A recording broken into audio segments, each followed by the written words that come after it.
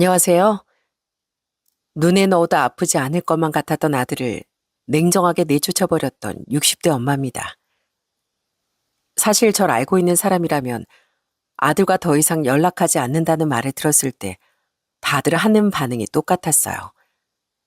그 보물 같은 아들과 왜 그렇게 된 거냐. 다들 의아해하곤 합니다. 저 역시 아들과 이런 사이가 될 줄은 전엔 전혀 생각지도 못했었는데요. 다른 사람들에겐 다 털어놓지 못했던 그 이야기를 오늘 여러분들에게 들려드리려고 합니다. 사실 제가 처음 결혼을 할 때 주변에선 참 말들이 많았어요. 왜냐하면 저와 남편의 환경이 전혀 달랐기 때문이었죠.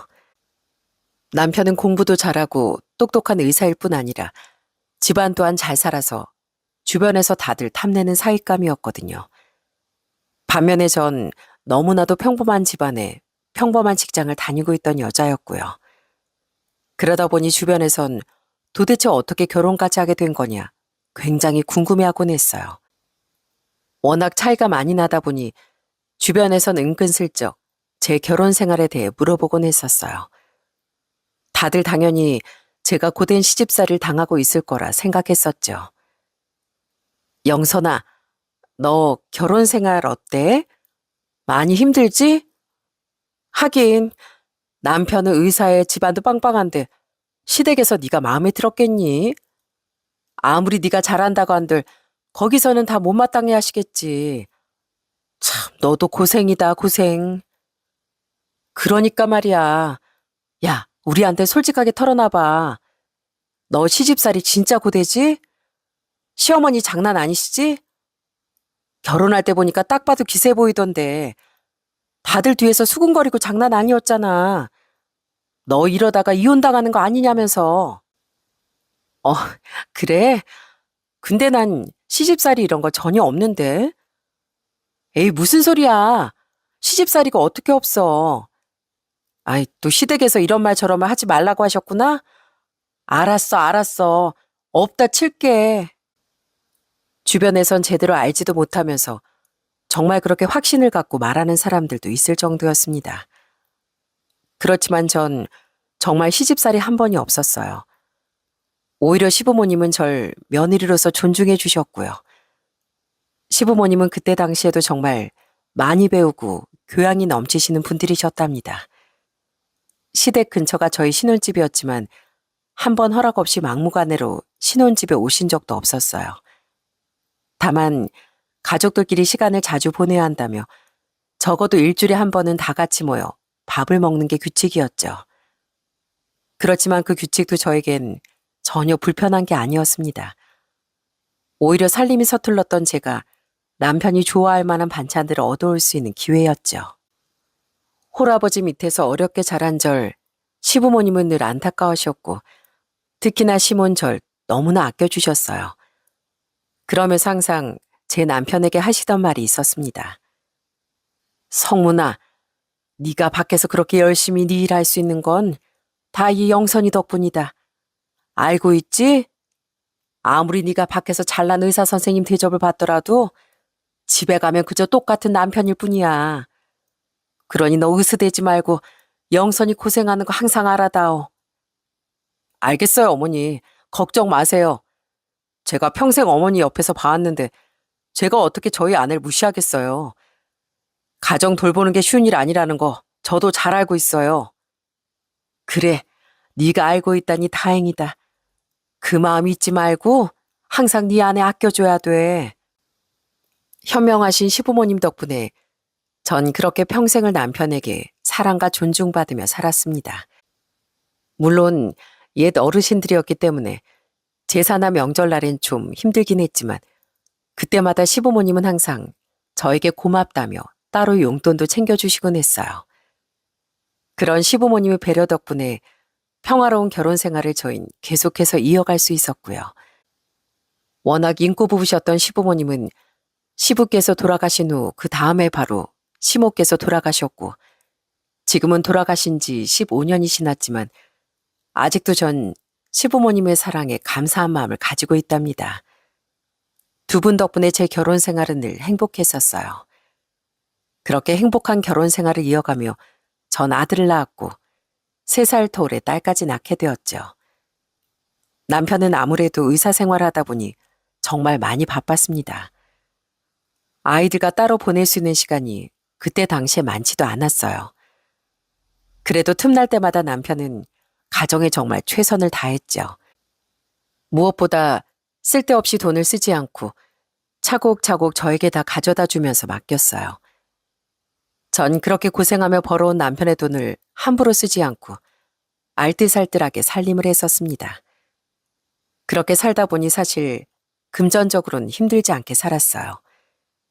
아들이 고등학교에 들어갈 때쯤엔 남편이 개원을 하게 되었고 동네에서 개인 병원을 운영하며 집안 형편은 더욱 좋아졌습니다. 거기다 개인 시간도 많아지니 가족들과도 자주 시간을 보낼 수 있게 되었죠. 주변에선 다들 절 부러워하곤 했네요. 아우, 민철 엄만 정말 내가 제일 부러워하는 사람이잖아. 남편도 의사에 거기다 가정적이고 여자락은 우리 민철 엄마밖에 모르고 말이야. 거기다 민철이랑 민준도 얼마나 똑똑하고 공부도 잘해. 난 정말 우리 민철 엄마가 세상에서 제일 부러워. 맞아, 맞아. 민철 엄마, 비법이 뭐야? 에휴, 우리 집은 허구한 날 바람 잘 날이 없는데 민철이는 아주 그냥 드라마에서 나올 만한 집이라니까. 이렇게 늘 주변의 부러움을 사곤 했지만 저희 역시 가정 내 고민은 있었습니다. 그건 바로 저희 아들이었죠. 아들은 어릴 적부터 정말 조용한 편이었어요. 공부를 잘해 늘 학교에선 상위권이었고요. 그렇지만 유난히 친구들도 잘 못 사귀고 정말 공부밖에 모르더라고요. 남들은 아들 친한 친구 한두 명쯤 이름 정도는 안다는데 전 그런 친한 친구 이름을 들어본 적도 없었어요. 반면에 딸은 아들과 성격이 정반대였답니다. 굉장히 사교적이고 친구들과도 정말 잘 어울렸어요. 공부도 제법 해서 친구들 사이에서도 인기가 많았고요. 이렇게 아들과 딸이 서로 성격이 달랐는데 저희는 시간이 지날수록 아들에 대한 걱정을 참 많이 했습니다.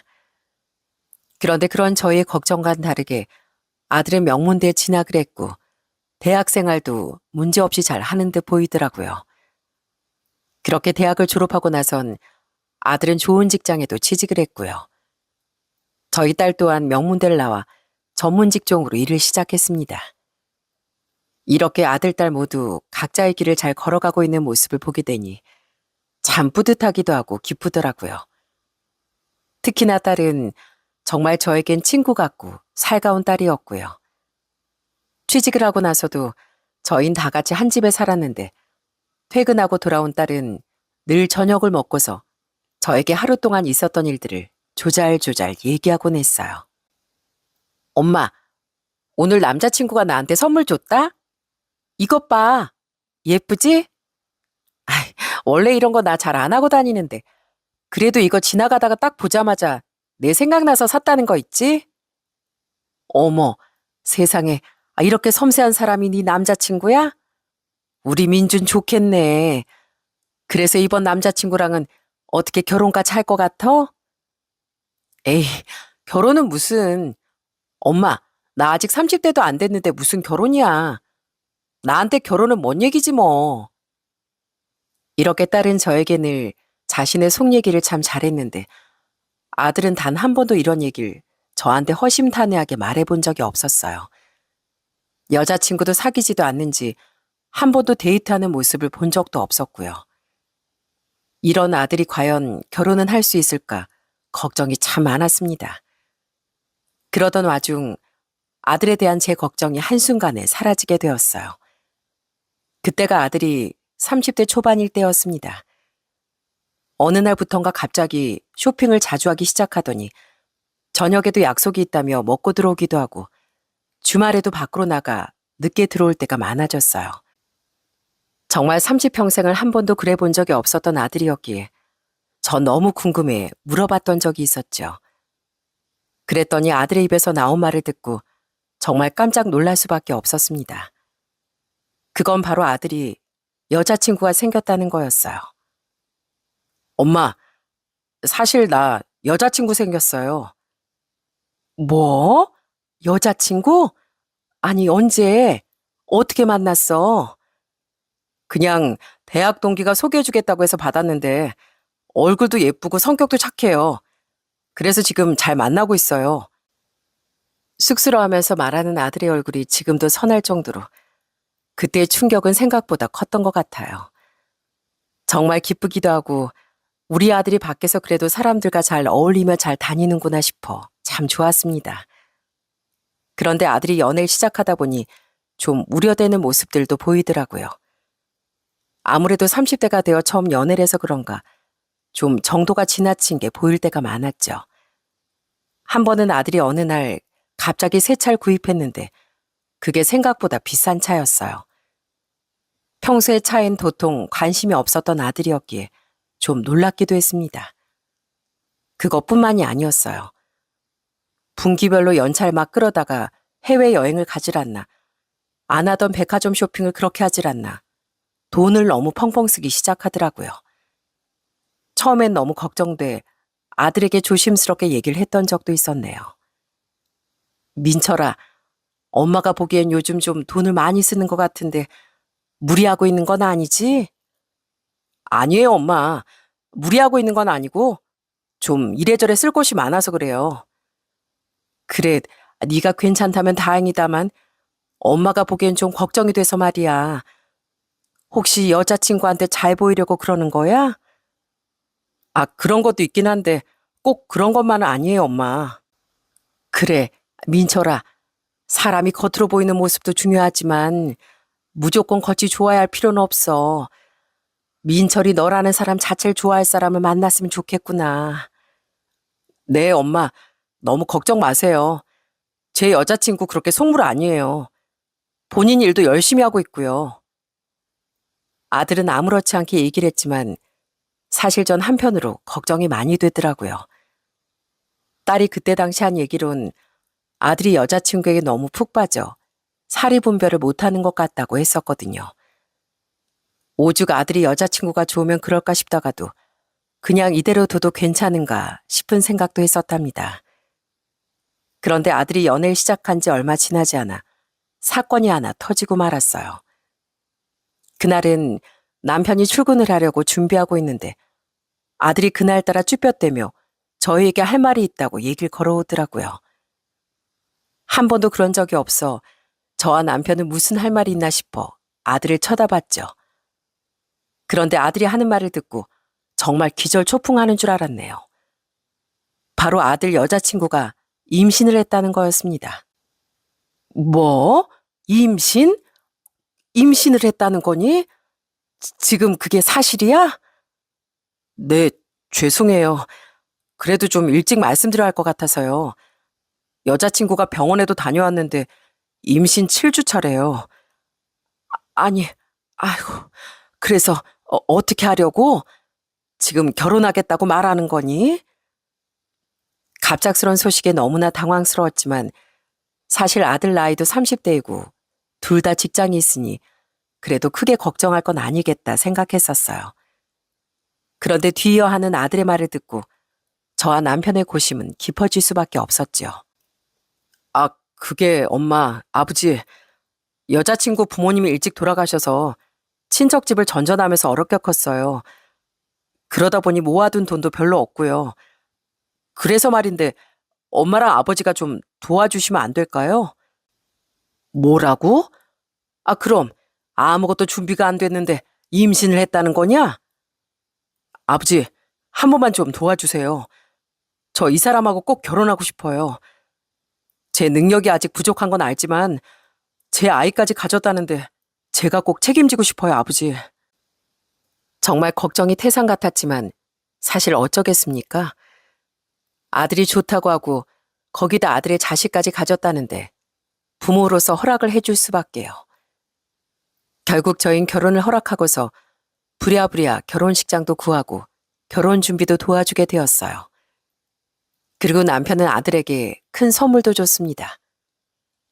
신혼집은 이 애비가 마련해 주마. 대신 너희 결혼하고서 정말 열심히 살아야 한다. 알았지? 아버지, 감사해요. 저희 진짜 열심히 살게요.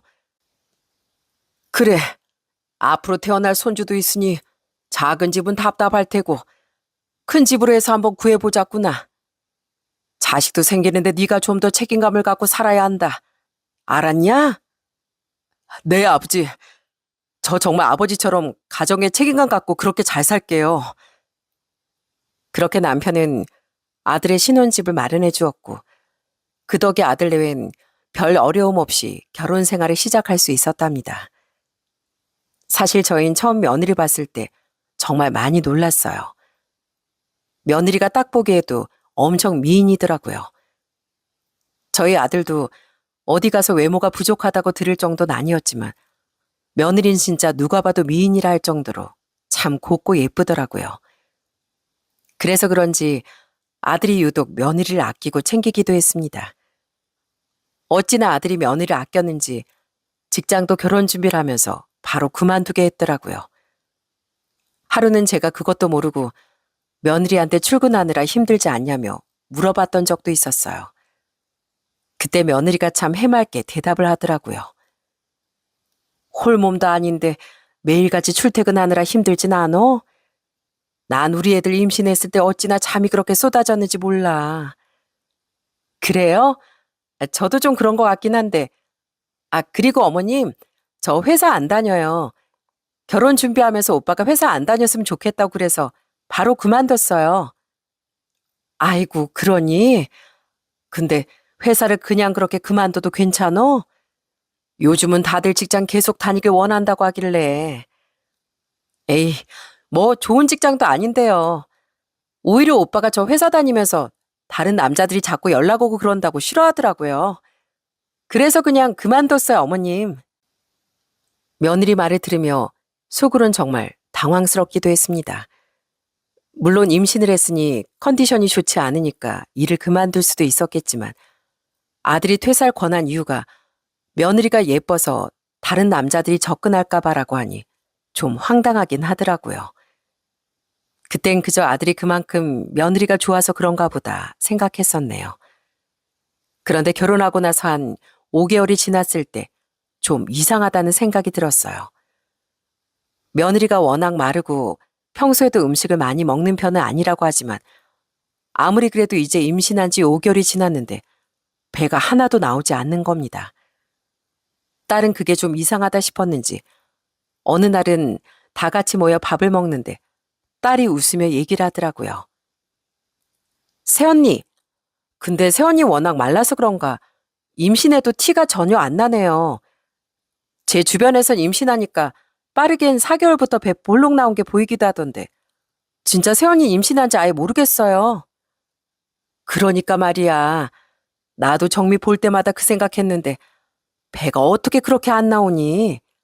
애는 잘 크고 있다니? 그게... 그런데 그 말에 아들네의 표정이 좀 이상하더라고요. 뭔가 당황해하면서 불편하다는 표정으로 제대로 대답도 하지 못하더군요. 그저 얼버무리며 말을 돌려버리니 좀 수상하게 느껴지기도 했고요. 그런데 나중에 아들이 전화와 사는 말이 정말 기가 차더라고요. 알고 봤더니 며느린 유산을 한 거였습니다. 엄마, 사실 결혼 준비하면서 아인 유산했어. 뭐? 유산을 해? 아니 그럼 지금껏 왜 그 얘기를 안 한 거야? 그 중요한 얘기를 왜 지금까지 안 했어? 지금까지 우리가 임신했다고 이래저래 말도 많이 했구만. 그게 엄마랑 아버지랑 동생까지 다 너무 좋아하니까 손주 태어날 생각에 좋아하는 얼굴 보니까 내가 차마 말을 못 꺼내겠더라고. 정미한테 뭐라 그러지 마. 내가 나중에 말한다고 그랬어. 정민 아무 잘못 없어, 엄마. 어? 알았지? 여러분, 정말 기가 막히지 않나요? 아무리 그래도 유산을 했으면 유산을 했다고 말을 해야지. 어떻게 5개월을 감쪽같이 숨길 수가 있나요? 그때 너무 기가 막히고 어처구니가 없었지만 애들이 결혼 준비에 우리가 도와준 것도 있고 하니 미안한 마음에 그랬나 보다. 그냥 이해하고 넘어가기로 했습니다. 나중에 정말 기가 막힌 진실을 알고선 기절하는 줄 알았지만요. 사실 며느리가 유산을 했다는 걸 듣고 나선 이것저것 물어보고 싶은 것도 많았지만 잘 묻지도 못했어요. 행여나 두 사람한텐 유산이 큰 상처일 수도 있으니 감히 물어보지 못하겠더라고요. 그래도 가끔씩 볼 때면 두 사람은 사이도 좋은 것 같고 여전히 아들이 며느리를 참 아끼는 것 같아 보여 다행이라고 생각했습니다. 그런데 이게 아들이 호구가 되고 있는 과정일 줄은 그때 몰랐네요. 며느린 결혼하고서 3년이 지나도록 다시 임신을 하는 것도 아니고 그렇다고 다시 취직을 하는 것도 아니었습니다. 주말이면 매번 저희 집으로 밥 되면 와서 밥 먹고 가고 평일엔 아들은 저녁까지 회사에서 나오니 밥 차릴 필요도 없는 것 같은데 도대체 왜 일을 하지 않는 걸까 싶은 생각도 들더라고요. 그래서 하루는 제가 며느리에게 물어본 적도 있었어요. 정미, 너 혹시 취직할 곳은 알아보고 있니? 다른 게 아니라 내 아는 지인 중에 격리를 뽑고 있다는데 시간도 괜찮고 일도 바쁘지 않다고 해서 말이야. 혹시나 생각 있으면 너 거기 다니는 건 어떤가 해서. 네? 취직이요? 아, 어머님, 그건 그냥 저희가 알아서 할게요. 뭐? 뭐 그렇긴 하다만 내가 보기엔 좋은 일자리라서 말한 건데. 말씀은 감사한데 취직이나 이런 건 저희 부부 일이라서요. 저희가 알아서 할게요. 그러더니 바로 기분 나빠하며 표정이 굳어지는 며느리를 보면서 좀 당황스럽더라고요. 그런데 이렇게 선을 그을 땐 아주 그냥 냉정하게 쫙 선을 그으면서도 자신들이 도움이 필요할 땐 주저하지 않고 도움의 손길을 요청하는 게 바로 아들 내외였습니다. 하루는 아들이 갑자기 사업을 해보겠노라며 잘 다니던 회사를 그만두기도 했습니다. 월급도 적지 않고 무엇보다 복지도 좋았던 그 회사를 그냥 그만뒀다는 것도 황당했는데 아들이 무슨 사업을 하려고 그만뒀는지 아시나요? 바로 장사를 하고 싶다고 그만둔 거였습니다. 그때 당시 갑자기 관심을 많이 받던 요식업이 있었는데 그 프랜차이즈를 하겠다며 아들이 회사까지 그만두고 도전을 한 거였어요. 처음엔 저희도 무척이나 반대를 했습니다. 아휴, 세상에, 민철아, 네가 무슨 요식업을 해봤다고 그냥 막무가내로 도전을 해. 아무리 그래도 사람이 해봤던 걸 해야지. 어쩌자고 그렇게 덜컥 그냥 회사를 그만뒀어. 엄마, 걱정하지 마세요. 이게 다 프랜차이즈라 본사 도움받고 하면 잘 되는 거 그냥 시간 문제라고요. 처음 투자 금액이 커서 그렇지 시작만 하면 황금알 나는 거의라니까요. 엄마도 요즘 인기 많은 거 아시잖아요. 아무리 그래도 그렇지. 어떻게 그렇게 섣불리 결정을 하니? 가장으로서 책임감 갖고 결정해야지. 괜찮다니까요, 엄마. 저희 아내도 다 괜찮다고 했는데 왜 엄마가 그렇게 걱정하세요? 걱정 마세요. 처음엔 정말 호기롭게 장사를 시작했던 아들이었어요. 물론 초반엔 인기에 힘입어 장사가 잘 되기도 했고요. 그런데 역시나 반짝 인기는 말 그대로 반짝 스쳐 지나갈 뿐이었네요. 한순간에 손님이 떨어지기 시작하면서 하루 매출은 마이너스가 되기 시작하더니 아들 외엔 생계까지 어려워지게 됐어요. 그렇게 되니 아들은 결국 가게를 접더라고요. 저와 남편은 당연히 아들이 다시 취직을 할 거라고 생각했습니다. 그런데 저희한테 다시 도움을 요청하기 시작하더라고요. 아버지, 저랑 아내랑 같이 카페 한번 해보려고요. 괜찮은 곳에 매물이 나와서 지금 시작만 하면 되는데 저희 좀 도와주시면 안 될까요? 뭐? 카페? 아니, 넌 전 음식점도 잘 안 된 걸로도 정신 못 차렸어? 카페 무슨 카페야? 그냥 다시 취직하고 열심히 돈 벌 생각을 해야지. 아버지, 딱 한 번만요. 이번 한 번만 도와주세요. 저 진짜 이번엔 잘할 자신 있어요. 바리스타 자격증도 취득하고 열심히 준비하고 있다고요. 네? 한 번만 좀 도와주시면 안 될까요?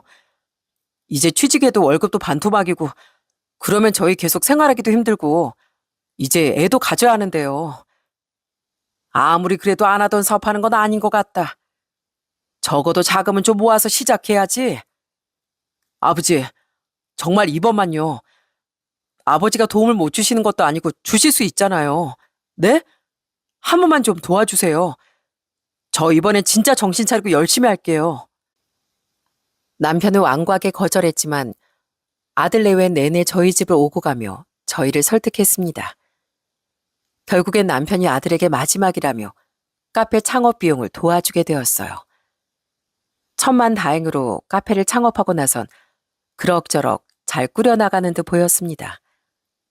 그래도 종종 힘들 때면 남편에게 찾아가 밀린 공과금을 내야 한다며 부탁을 하거나 생활비를 좀 도와달라고 얘기를 하는 것 같더라고요.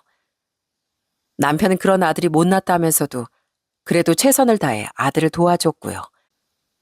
그런데 이렇게 우리가 도움을 주고 나니 아들 내외는 이게 당연하다고 생각하는 듯 했어요. 한 번은 아들 내외가 결혼한 지 6년째 되던 해 아들이 갑자기 고민이 있다며 얘기를 털어놓더군요. 엄마, 아내랑 이제 임신 준비를 해보려고 하는데 생각보다 잘 안 되네. 주변에선 좀 분위기도 바꿔보고 그러면 잘 된다던데 이참에 휴가 때 해외여행이라도 갔다 올까 싶어. 해외여행? 뭐 그것도 괜찮지. 그래, 잘 생각했다. 니들 안 그래도 카페 운영하느라 정신 없을 텐데 한번 다녀와 봐. 그래서 말인데 엄마, 혹시 엄마 카드 좀 써도 되나? 아니 요즘 우리 카페 매출도 그렇고 좀 많이 안 나와서 그냥 밥 한 끼 정도만 사 먹을게. 뭐 그래, 가서 밥 먹을 때 써 그럼. 안 그래도 요즘 니들 사이 별로 안 좋은 것 같았는데 이참에 분위기도 좀 바꾸고 잘 다녀와.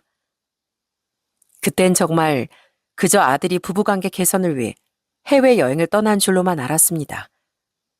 그런데 해외여행을 떠난 아들이 쓴 카드 내역을 보고 너무 놀랄 수밖에 없었어요. 밥 한 끼 정도만 사 먹는다던 아들은 출국을 한 날부터 면세점에서 쓰기 시작해 해외에서도 아주 여기저기 마구잡이로 쓰는 듯 보였습니다. 그런데 더 충격적인 건 따로 있었더라고요. 제가 너무 놀라서 딸한테 이 얘기를 했더니 딸이 아주 기가 막혀 하며 저한테 진실을 얘기해 주는 거예요. 엄마, 엄마도 오빠한테 카드를 줬어? 아빠도 카드 줬던데? 나도 모르고 오빠한테 잘 다녀오라고 용돈 챙겨줬단 말이야. 알고 봤더니 오빠랑 새언니 매해마다 해외여행 갔대. 거기다 맨날 갈 때마다 비즈니스 비행기 끊어서 가고 호텔도 막 몇백만 원짜리 그냥 묵었다더라고. 나도 이번에 알았지 뭐야. 새언니 SNS에 올라온 것이 다 죄다 그런 것이더만. 이 철없는 아들 내외는 그동안 번 돈을 모으기는커녕 쓰기 바빴던 거였습니다. 저희한텐 어렵다 힘들다 하면서 내내 죽상을 하고 다녔는데 알고 봤더니 카페도 꽤 잘 됐던 모양이었어요. 그렇게 번 돈으로 해외여행을 가면서 남들은 호화 여행이라고 할 정도로 사치를 누리며 여행을 했던 거였습니다. 전 그게 너무 괘씸하다는 생각이 들었어요. 그래서 카드도 당장 정지를 해버렸죠. 그랬더니 바로 아들한테서 연락이 오더라고요. 해외여행 가니 연락을 못한다던 아들이 카드를 끊자마자 전화가 오니 참 기가 차더군요. 엄마, 카드가 왜 안 돼요? 카드 혹시 정지했어요? 카드 사용 못한다던데? 그래, 엄마가 정지했다. 아니 해외 가서 연락 못한다던 애가 어떻게 이렇게 바로 전화가 오니? 카드 정지했고 더 이상 내 카드 쓰지 말어. 갑자기 왜 그래요? 우리 지금 이제 프랑스 넘어가는데 돈도 없는데 어떻게 하라고. 얼른 좀 풀어주세요. 풀어주긴 뭘 풀어줘? 니들이 알아서 해. 니들 지금까지 해외여행 수십 번은 더 다녔다며? 카페도 잘 돼서 그 돈으로 떵떵거리면서 돈 쓰고 다녔다던데 그걸 감쪽같이 속여? 엄마 모르겠으니까 니들이 이제 알아서 해. 그렇게 전화 끊어버렸어요. 그 후로 아들네와 제 관계는 참으로 어색해졌네요. 아들네는 저에게 섭섭했는지 집에도 잘 오지 않더라고요. 그 모습을 보면서 누구보다 화를 냈던 건 바로 남편이었습니다. 하루는 남편이 아들네를 부르더니 따끔하게 혼을 낸 적도 있었어요. 니들 해도 해도 너무한 거 아니니? 부모가 도와줄 땐 어떻게든 도움받으려고 하다가 이젠 또 안 도와준다고 하니까 부모도 아니야? 아니 어떻게 연락 한 통이 없어? 니들이 잘못한 건 생각도 안 하고 섭섭한 것만 생각나디? 아무리 그래도 자식이 힘들고 어렵다는데 냉정하게 그런 엄마가 어딨어요. 니들은 어떻게 했고? 힘들 땐 무작정 도와줘야 하는 게 부모야? 아무리 우리 집이 넉넉하다지만 니들 도와주는 게 당연한 건 아니다. 니들 섭섭하다 생각해서 그렇게 벽 두지 말고 반성하고 뉘우쳐서 엄마한테도 사과해. 그렇게 남편이 혼을 내자 아들 내외는 자신들이 잘못했다고 사과를 했지만 사실 그게 진심일 거란 생각은 들지 않았어요. 어떻게 아들이 저럴 수가 있나 싶기도 하고 며느린 도대체 왜 저러는 건가 싶은 생각도 들었어요. 아들 내외와 그렇게 어색한 관계가 이어지던 어느 날 저희 집안에 큰 우환이 생기고 말았습니다. 어느 날부턴가 남편이 소화가 잘 되지 않고 답답하다 하더니 점점 얼굴빛이 안 좋아지면서 노랗게 뜨기 시작하더라고요. 그러자 평소엔 자신의 건강에 별 걱정도 하지 않았던 남편이 그제서야 검진을 받게 되었어요. 그런데 검진 결과가 가히 충격적이었습니다. 남편은 췌장암 말기였던 거였어요. 이미 온몸에 암 조직이 퍼져 수술로 처치를 하기도 힘들었고 항암 요법 등을 병행하며 증상을 늦추는 데 집중해야 했습니다. 남편은 가족들이 다 모인 상황에서 덤덤하게 말을 했지만 전 남편의 그 덤덤한 말투가 너무나 마음이 아프더라고요. 병원에선 길어봤자 6개월이라고 했지만 그래도 내가 의사잖니. 내가 보기엔 1년은 거뜬하다. 그러니까 다들 걱정하지 말어. 특히 당신. 내가 당신을 두고 어딜 가? 어떻게든 치료받아가지고 버텨볼 거니까 걱정 마. 여보, 어떻게 당신한테 그런 일이 있을 수가 있어? 어떻게 평생을 난 건강 위해서 살아온 당신한테 어떻게 이런 일이 있어? 아이고, 이거 봐 이거. 내 걱정하지 말라니까 그러네. 아빠, 그동안 얼마나 힘드셨어요. 몸이 안 좋으면 진작 얘기를 하시지. 민주도 울지 마라. 이 아빠 괜찮다. 치료받으면 되니까 울지 마. 그렇게 저와 딸은 남편을 부둥켜 안고 오열했지만 그 자리에 함께 있었던 아들 며느린 아무런 말도 하지 않고 가만히 앉아만 있더라고요. 그때 너무 슬프고 힘들어 아들 내외 행동까지 살펴보지 못했어요. 정말 말 그대로 평생 남의 건강만을 위해 살아왔던 그런 남편이었는데 어떻게 하늘에서 이런 큰일을 겪게 하시는지 그저 원망스럽기만 했습니다. 남편은 그 뒤로 병원 문을 닫고서 치료에 전념하게 되었어요. 그렇지만 남편의 컨디션은 하루하루 점점 나빠지기만 했습니다. 저와 딸은 그런 남편을 곁에서 살뜰히 살피며 조금이라도 건강을 되찾을 수 있도록 노력했습니다. 그런데 그렇게 남편이 힘겹게 투병하는 동안 아들 며느린 한 번 간병도 오지 않더라고요. 한 번은 아들이 병문안을 오더니 대뜸 병원 얘기만 꺼내더라고요. 아버지, 그럼 아버지 병원은 벌써 처분하신 거예요? 거기 건물 보니까 꽤나 비싸던데 많이 올랐죠? 얼마에 내놓으셨어요? 넌 지금 이 상황에서 그게 궁금하냐? 오랜만에 와서 애를 봤으면 몸은 좀 어떠냐, 괜찮냐 물어보는 게 우선 아니냐? 그거야 딱 봐도 아니까 그러죠. 아버지 계실 때야 상관없지만 혹시나 안 계시면 이런 거 처리하는 게 또 영 골치 아프니까. 뭐 이 자식아? 넌 이 아픈 애비 앞에서도 할 말 못할 말 가려가면서 말 못하냐? 어떻게 그런 소리를 해? 어떻게? 돈엔 전혀 관심도 없었던 아들이 어떻게 이렇게 사람이 변해버렸는지 저나 남편이나 딸은 그 자리에서 아무런 말도 하지 못했어요. 그런데 남편은 그저 아들에게 섭섭해 화를 낸 건데도 아들은 그런 남편의 태도에 더 섭섭함을 표현하더군요. 아버지, 아니 좀 이러고 물어볼 수도 있지. 그렇게 감정적으로 나오시면 어떻게 해요? 결국에 뒤처리해야 할 건 장남인 전데 제가 좀 물어볼 수 있는 거 아니에요? 이 녀석이 정말 너 다신 찾아오지 마. 그따 말 할 거면 다신 찾아오지 말라고. 아버지, 안 그래도 카페도 힘들어서 정신없는 와중에 겨우 시간 내서 온 아들한테 꼭 굳이 그렇게 얘기를 하셨어야 되겠어요? 아버지 진짜 너무하시네요. 어떻게 본인 생만 그렇게 하세요? 저 가보겠습니다. 그러더니 화를 내면서 가버리는 아들을 보면서 정말 너무 기가 차고 화도 나더라고요. 남편은 그런 아들의 태도에 정말 당장이라도 쓰러질 것처럼 화를 냈습니다. 안 그래도 몸이 많이 약해져 힘든 남편이 한순간에 가버릴까 전 걱정된 마음에 흥분한 남편을 곁에서 겨우 진정시킬 수밖에 없었어요. 그 후론 아들은 아예 면회조차도 오지 않더라고요. 그런 와중에 남편의 상태는 점점 더 심각해져 산소 호흡기까지 껴야 할 상황에 이르게 되었습니다. 정말 이젠 남편이 떠날 때가 가까우기 시작하자 전 아들에게 전화를 했어요. 그런데 아들의 대답은 너무나도 충격적이더라고요. 엄마, 아버지가 저 보는 거 싫어하시잖아요. 오히려 제가 가면 스트레스 받아서 아버지 더 안 좋아지실 것 같아요. 스트레스가 암엔 안 좋잖아요.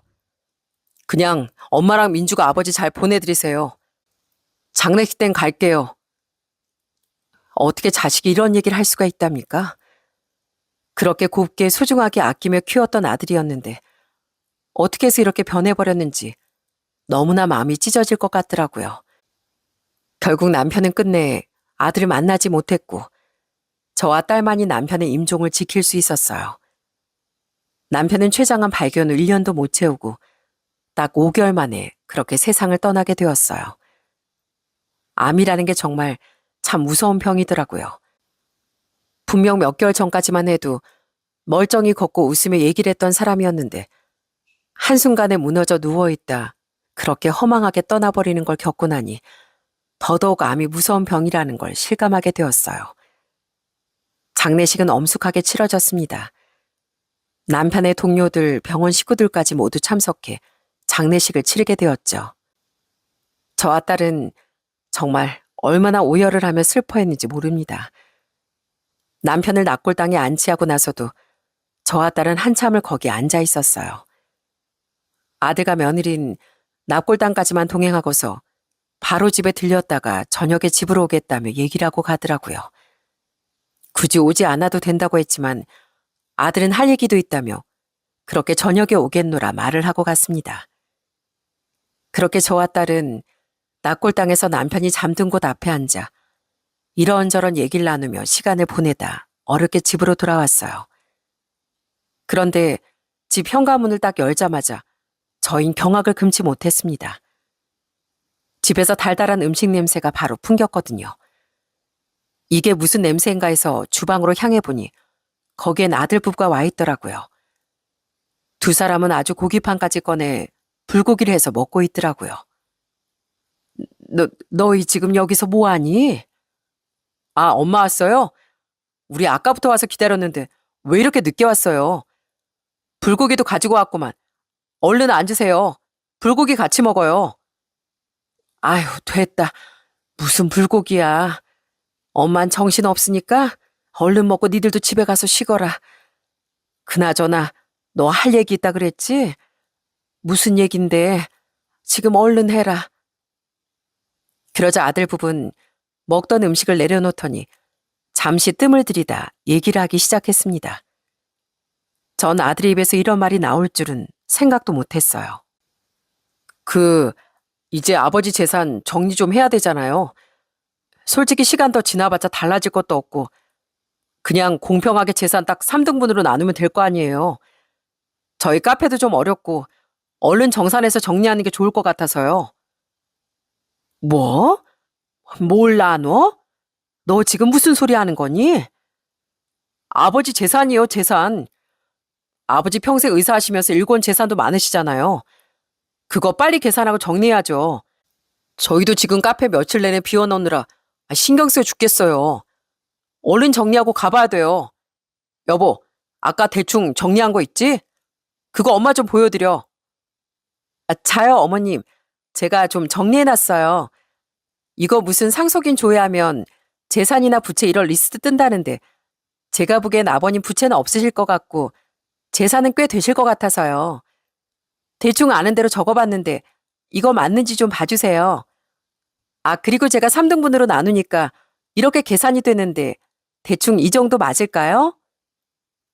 그러면서 계산기를 뚱땅뚱땅 두드려 며느리가 저한테 딱 보여주는데 그걸 보고서 전 이성의 끈을 놓는 줄 알았습니다. 아마 저희 딸이 먼저 나서지 않았다면 제가 제대로 그 자리를 엎어버렸을 거예요. 그런데 저보다 빨리 움직인 건 딸이었답니다. 딸은 그 장면을 보더니 그대로 아들 부부가 앉아있는 식탁으로 다가가 뜨거운 불고기를 손으로 덥석 집어 며느리 얼굴에 던져버렸어요. 그랬더니 며느리가 아주 난리가 났더라고요. 아! 이게 뭐야? 지금 이게 뭐 하는 짓이에요? 뭐 하는지? 니들이야말로 지금 이게 뭐 하는 짓이야? 어디서 개수작을 부려? 뭐라고요? 개수작? 아니 아가씨야말로 지금 버릇없이 뭐 하는 짓이에요? 지금 오빠랑 내 앞에서 뭐 하는 거예요? 진짜 뻔뻔해서 못 살겠네. 내가 그래도 우리 엄마 충격받을까봐 쉬쉬하고 있었던 건데 어떻게 염치 없이 뻔뻔하게 여기서 이러고 있어? 니들이 그러고도 사람이야? 인간이야? 짐승만도 못한 것들아. 내가 니들 지금껏 어쩌고 살았는지 몰랐을 것 같아? 임신? 아이고, 니들 임신한 적도 없잖아. 애초에 임신한 것도 다 뻥이었잖아.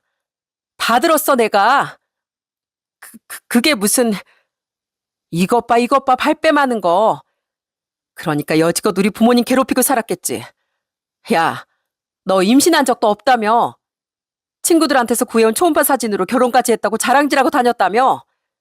오빤 진짜 여자에 아무리 미쳐도 그렇지. 어떻게 저딴 거짓말하는 애 쿵짝을 맞춰줄 수가 있어? 어떻게 그딴 짓을 하냐고. 전 딸의 말에 정말 충격에 휩싸여 아무런 말도 하지 못했어요. 애초에 아들 부부는 임신을 해서 결혼한 게 아니더라고요. 남편한테 결혼 자금을 두둑이 챙기려고 위장 임신까지 계획하고서 그렇게 거짓말을 했던 거였습니다. 딸은 끝까지 발뺌하는 아들 부부를 보고서 더 화가 났는지 큰 소리를 치며 말하더라고요. 왜? 말 못하겠지? 니들이 한 짓이 있으니까 말 못하겠지 당연히. 야, 아빠가 오죽하면 니들 끝까지 얼굴도 안 보고 싶다고 했겠어. 장례식에도 니들 안 부르려고 하다가 그래도 아빠 체면 생각해서 부른 거야. 알어? 그리고 재산 분할? 재산 분할 같은 소리 하고 있네. 니들이 그럴 권한이나 있다고 생각하니? 야, 강민주, 너 그건 선 넘은 거지. 이 오빠가 왜 권한이 없어? 나도 엄연히 아버지 자식인데 당연히 권한이 있지. 상속은 너랑 나랑 똑같이 받는 거야. 이거 왜 이래? 와, 오빠 그 똑똑한 머리 다 어디 갔냐? 아직도 계산이 안 돼? 여기서 이렇게 재산 운운할 거 있으면 제대로 알아보기라도 해야지.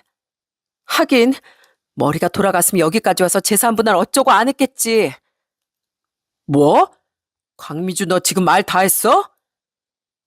아들은 딸을 향해 큰 소리로 화를 내기 시작했고 딸 역시 그런 아들에게 지지 않으려고 하더라고요. 그런 두 사람의 모습을 보면서 전 너무나 머리가 아팠습니다. 이대로는 도저히 안 되겠다 싶어 전 그 자리에서 냉정하게 얘기를 했어요. 강민철, 너야말로 그만해. 어디서 엄마 앞에서 큰 소리야? 그리고 아버지가 유언장 남기셨다. 유언장 읽어줄 테니 그만해.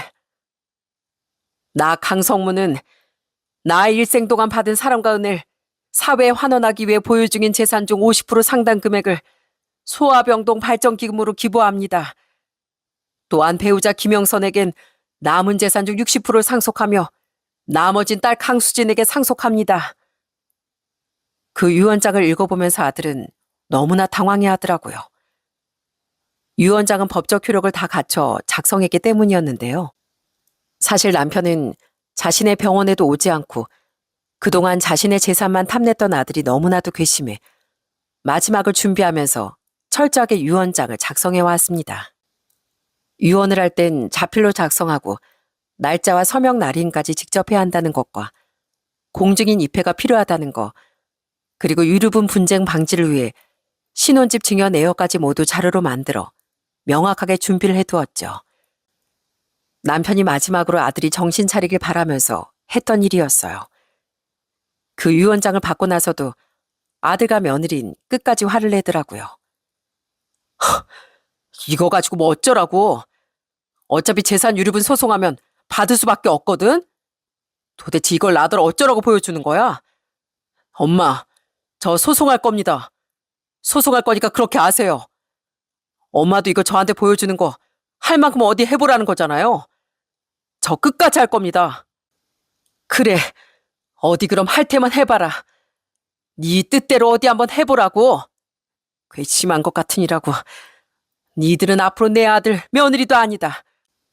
앞으로 난 아들 없는 셈 칠 테니까 이 집 나가거들랑 다신 발들이 생각도 하지 마. 그렇게 아들과 며느리는 저희 집을 나가버렸어요. 그날 딸과 전 서로 부둥켜 안고 얼마나 울었는지 몰라요. 남편이 떠난 것도 모자라 아들까지 이렇게 곁을 떠나버렸으니 인생이 너무나 허망하고 허무했거든요. 아들은 그 뒤로 정말 소송을 했더라고요. 참 법이라는 게 냉정한 게 이렇게 소송을 하니 유류분까지 일부 나눠야 하긴 했습니다. 대신 아들이 사전에 신혼집 증여를 받았던 게 인정이 돼서 큰 금액으로 나눈 건 아니더라도 정말 심적으로 너무나도 힘든 시간이었어요. 그렇게까지 하고 나니 더 이상 아들이 아들 같지도 않더라고요. 그로부터 얼마 동안은 저도 딸도 참 많이 힘들었어요.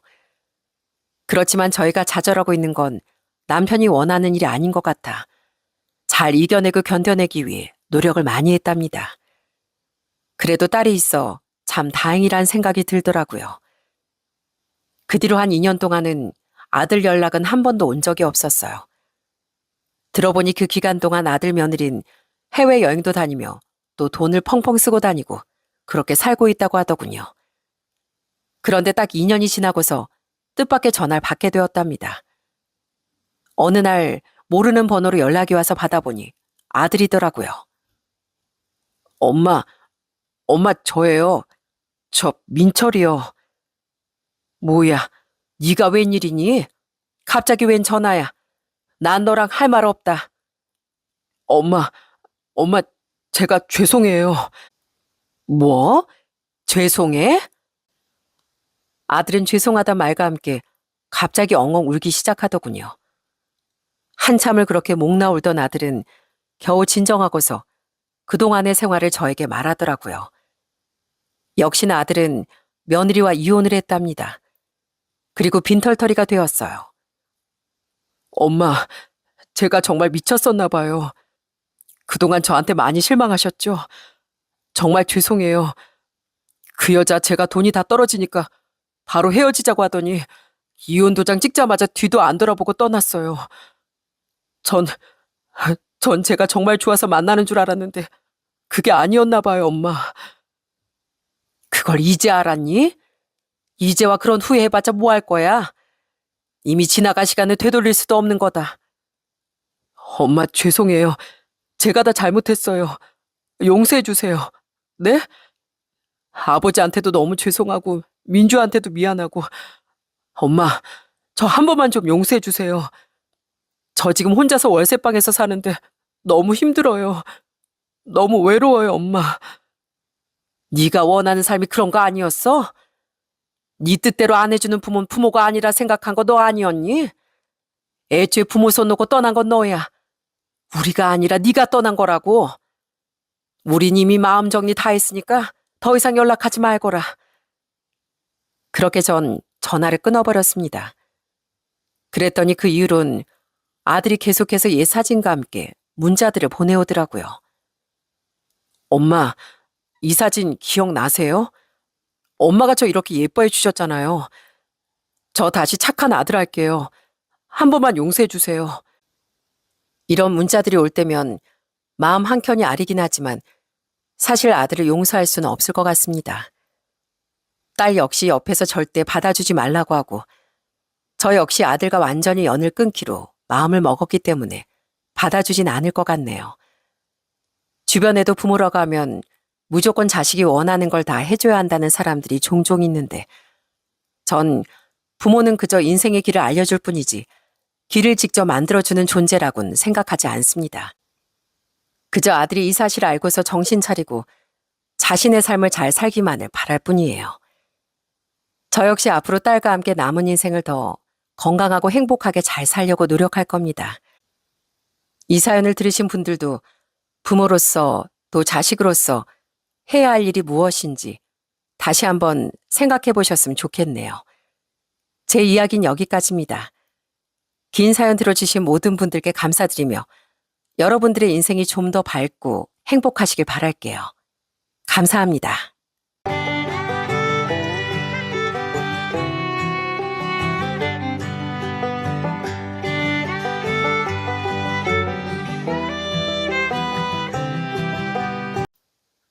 안녕하세요. 저는 기적적으로 인생을 되찾아 살고 있는 40대 여자입니다. 저는 몇 년 전 인생을 송두리째 잃어버릴 뻔할 정도로 큰 사고를 당했었어요. 그로 인해 제 인생은 송두리째 뒤바뀌게 됐죠. 그때 제겐 건강 말고도 잃게 된 것이 하나 더 있었는데요. 그건 바로 신뢰였습니다. 저는 그 사고로 인해 남편이란 인간에 대한 신뢰가 모조리 무너지며 거대한 배신감을 겪었었거든요. 그렇게 엄청난 시간을 겪은 뒤 지금 저와 남편의 인생이 어떻게 바뀌었는지에 대해 지금부터 말씀드려 보겠습니다. 저는 부모님의 무남 동녀 외동딸이에요. 하지만 제겐 친언니 같은 4살 위의 사촌언니가 한 명 있어 외롭지 않게 자랐죠. 엄마의 언니였던 이모는 제가 9살 때 저희 집 근처로 언니를 데리고 이사를 오셨어요. 이모부가 돌아가시며 유일한 형제인 엄마에게 의지하려고 하셨던 겁니다. 윤수가, 이리 와. 너 요즘 성적 떨어졌다며? 이모랑 이모부가 너를 얼마나 금지옥여 키워주시는데 딸인 네가 두 분을 실망시켜드려서야 되겠어? 얼른 와. 언니가 공부 봐줄게.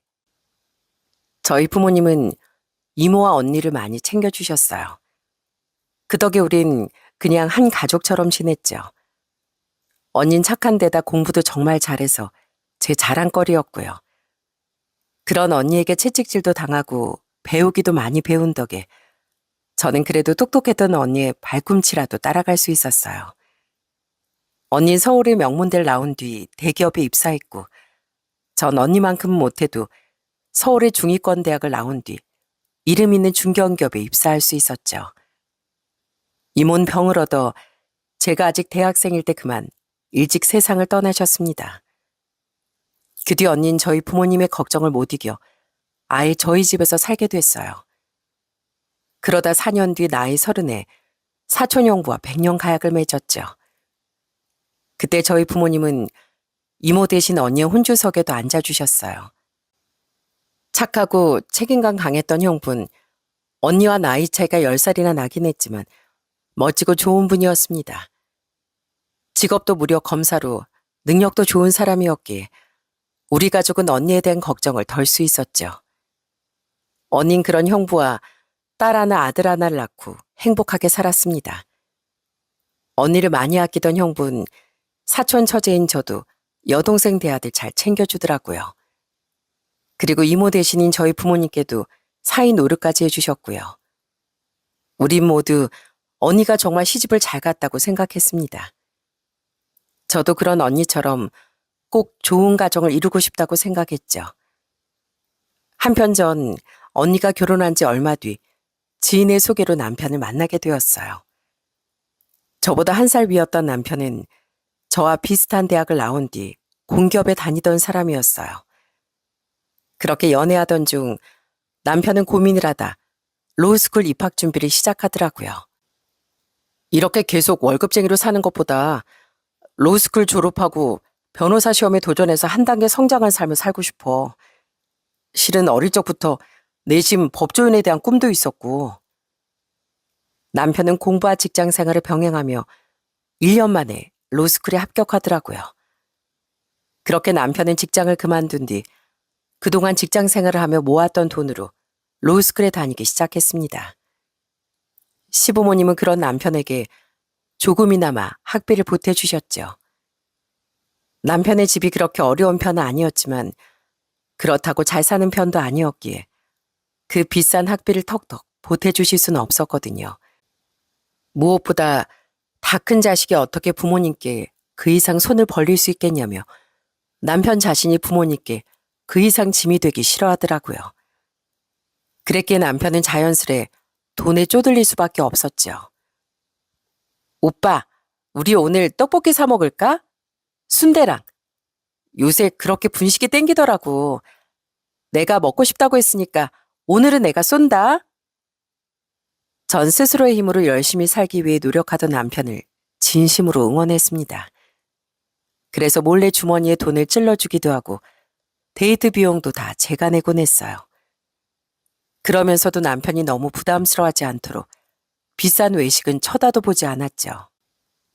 그 외에 선물도 자주 주고 어떻게든 뒷바라지 해주려 애쓴 건 남편이 고마움을 아는 사람이기 때문이었습니다.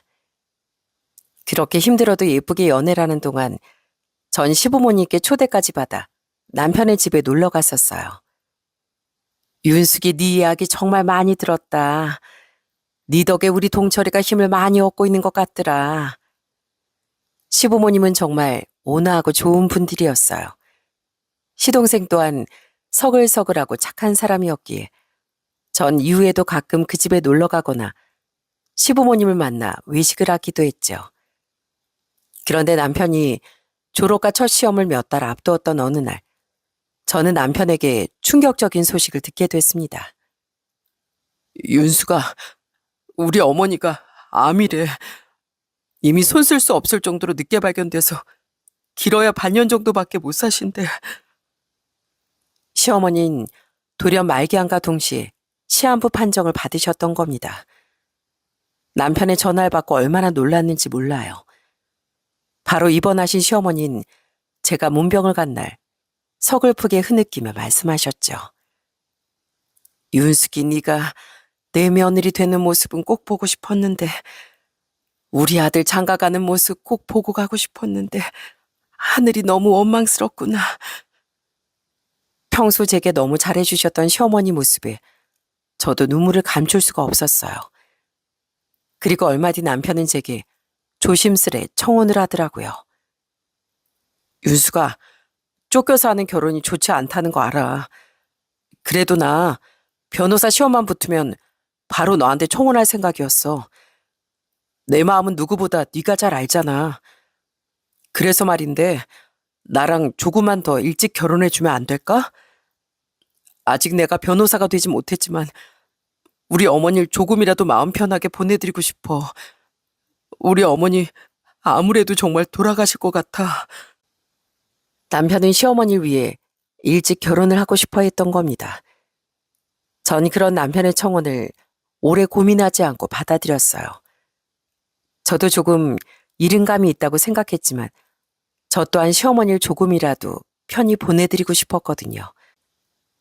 또한 전 남편의 가능성을 믿었고 무엇보다 우리가 어차피 언젠간 결혼할 사이라는 확신도 가지고 있었으니까요. 남편을 몇 번 보셨던 친정 부모님도 그런 제 결정을 지지해 주셨기에 우린 조금 서둘러 결혼을 할 수 있었답니다.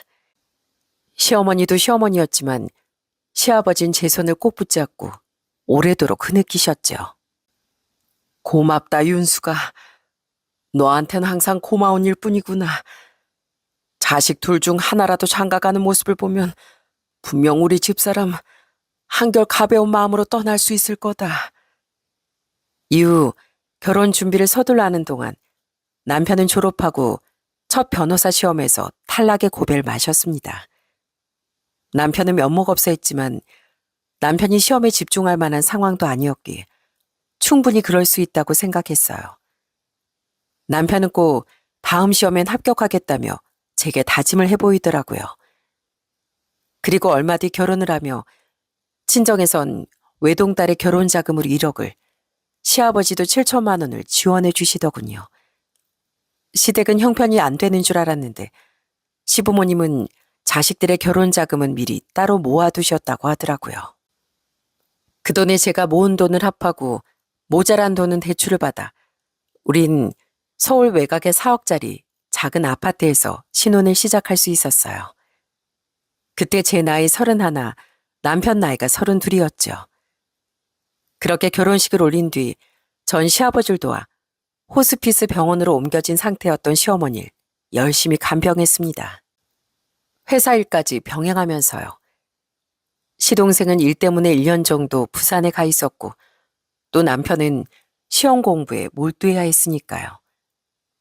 늘 제게 고맙다, 미안하다는 말을 달고 사셨던 시어머니는 제가 결혼식을 올린 지 딱 2달 뒤 눈을 감으시더군요. 그렇게 너무 때이른 이별 뒤 시아버지와 남편 그리고 시동생까지 제게 마지막으로 또 고마웠다는 말을 하더라고요. 시어머니께서 제 덕에 조금이나마 편히 눈을 감으셨을 거라면서요. 그 고마움 때문인지 남편은 제 친정에 정말 잘했습니다. 하지만 갈 때마다 괜히 위축되어 고개를 제대로 들지 못하더군요. 남편은 친정에 가면 꼭 죄인처럼 굽은 어깨로 뭐라도 하려고 최선을 다하더라고요. 장모님, 설거지 제가 할게요. 아이고, 2개. 귀한 사위한테 내가 왜 그런 걸 시키겠나. 시켜도 이따 내가 하거나 자네 장인시키겠네. 그럼 제가 청소기라도 돌릴게요. 뒷정리해야 하잖아요. 부모님은 그런 남편을 말리셨지만 남편은 항상 친정에 가면 최선을 다하려고 애를 썼어요. 부모님은 그런 남편을 기특해 하며 이렇게 말하곤 하셨습니다. 이서방, 자네 마음은 충분히 알겠네만 그러지 말게. 사람은 누구나 도약하기 전에 충분한 준비가 필요한 법이네.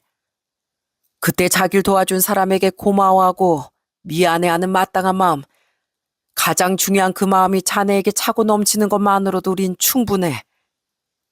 특히 아빤 남자가 아무 데서나 기죽고 다녀서 쓰겠냐며 남편을 많이 위해 주셨죠.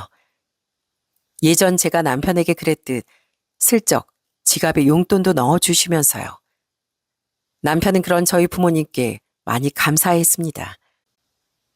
이서방 요즘 공부는 잘 되고 있어? 혹시 어려운 거 있으면 언제든 편하게 연락해. 사시세대의 나 때랑은 시험 문제가 다르긴 하겠지만 그래도 법조인 선배로서 뭐라도 도와줄 테니까. 사촌 언니와 형부는 저와 친했던 만큼 가끔 저희 집에 놀러 왔습니다. 당시 형부는 검사직을 내려놓고 꽤 큰 중형 로펌에 들어가 변호사 생활을 하고 있었어요. 검사 생활을 오래 했던 만큼 그 로펌에서 좋은 대우를 받으며 스카웃되었다고 하더라고요. 그런 형부는 변호사 시험 준비 중이던 남편에게 좋은 조언도 많이 해주셨죠. 그런 모두의 응원 속에서 남편은 정말 열심히 공부했습니다. 제게 미안하다며 가끔은 대리운전까지 하면서요. 하지만 남편은 다음 시험에서도 또 이듬해 3번째 시험에서도 떨어지고 말았죠. 남편이 3번째 시험에서 떨어졌을 당시 제 뱃속엔 5개월 된 저희 아들이 자라고 있었는데요. 그런 제게 미안해하며 남편은 눈물을 보이더라고요. 미안해 여보. 애도 몇 달 뒤면 태어날 텐데 정말 미안해.